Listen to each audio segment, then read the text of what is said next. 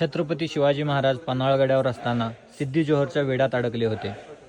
वेढ्यातून निसटण्यासाठी महाराजांनी एक अद्भुत आणि विलक्षण योजना आखली. राजदंडी मार्गाने बाहेर पडल्या.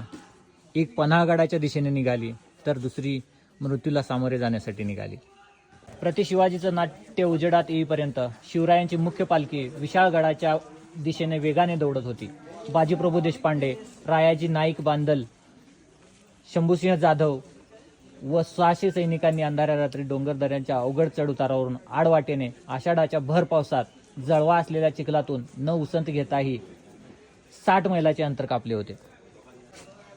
इकडे प्रतिशिवाजी बनलेल्या वीर शिवाकाशींनी आपले कर्तव्य पार पाडले, पण त्यांना सिद्दी जोहरच्या सहकार्यातील काहींनी ओळखलं.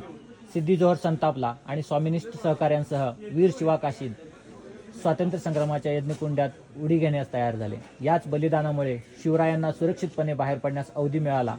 आजचा सुखी आणि समृद्ध महाराष्ट्र त्यांच्या बलिदानावर उभा आहे.